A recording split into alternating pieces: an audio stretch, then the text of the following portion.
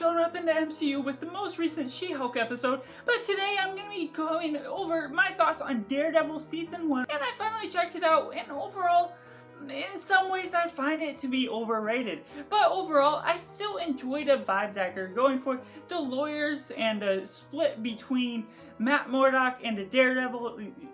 the lawyer by day and vigilante by night, and the way they go about the action, not having too much limitations with where they go with it, the brutality of how much the bad guys can beat up on the good guys, or even on their own selves, because of all the different crime syndicates that you get within an environment that's built up within this world that they're establishing. And it's just really intriguing to go throughout and learn more about Foggy and Karen being one of their most clients that becomes a part of their team, and then just the betrayal that Foggy eventually gets, feeling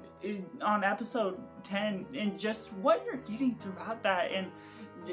just Matt Murdock being the friends of Foggy. The chemistry is so strong there, and then you're getting a little bit more with that with Karen and how they're integrating all those different relationships, and then you're getting the Russians and Japanese, and just the integration with all those different characters in Crime Syndicate, and just who is all on Kingpin's side, and just how they're integrating that. It's very intriguing, and seeing the backstory of Wilson Fisk as we go along within the story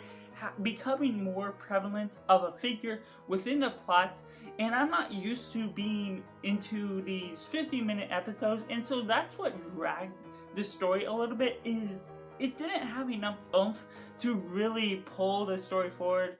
And while the writing was rather good, and especially compared to She-Hulk, the writing of the law and crime and the courtroom scenes were definitely a bit better than what we've been getting in She-Hulk. Overall, it still bored me a little bit at times, and it's really when some of the action picked up, or some of the relationships between Foggy and Matt Murdock, or even just some of the other side henchmen, and just seeing the different conflict between the characters, is really when things started to spice up a bit. And so overall, it was sort of iffy throughout, to where I enjoyed the most grand part of it, and the writing was definitely a good solid matter. But overall, this season,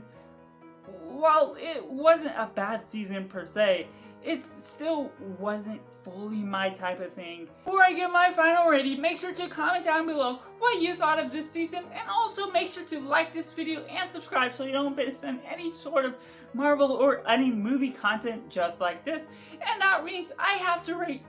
Daredevil Season 1 a 7.5 out of 10, and I'll be getting to the following season as we go along and squeezing it throughout my schedule. So that's just my thoughts, and I'd love to know yours. Thank you for watching.